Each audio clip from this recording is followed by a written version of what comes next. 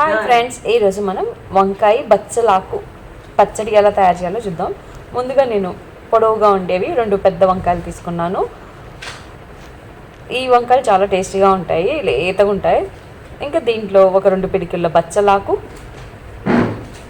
కారానికి సరిపడా పచ్చిమిరపకాయలు ఫస్ట్ ఇచ్చి దాంట్లో నూనె 1 స్పూన్ వేసేసుకొని వాడ్చేసి తర్వాత వంకాయలు వేసాను. వంకాయలు కొంచెం వాడాక తర్వాత ఆకుకూర తొందరగా వాడిపోతుంది, అందుకని తర్వాత వేసేసాను ఆకుకూర.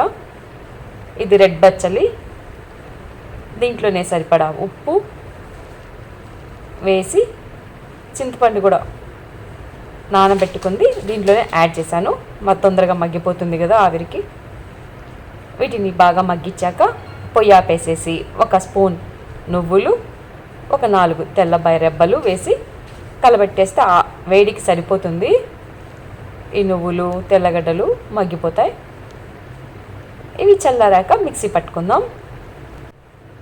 ఈ మిక్సీలో సరిపడా నీళ్ళు యాడ్ చేసి మెత్తగా పేస్ట్ అయ్యేలాగా, మరీ మెత్తగా వద్దు, కచాపచాగా ఉంటేనే టేస్ట్గా ఉంటుంది, రోటి పచ్చడిలాగా.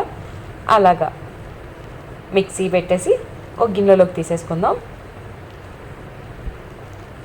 గిన్నెలోకి తీసుకున్నాక తర్వాత వేసేసి పచ్చి ఆనియన్ అవి కూడా దీంట్లో యాడ్ చేసేసి బాగా మిక్స్ చేసేసుకోవాలి. చాలా టేస్ట్గా ఉంటుంది, అన్నంలోకి అయినా మీకు చపాతీకైనా.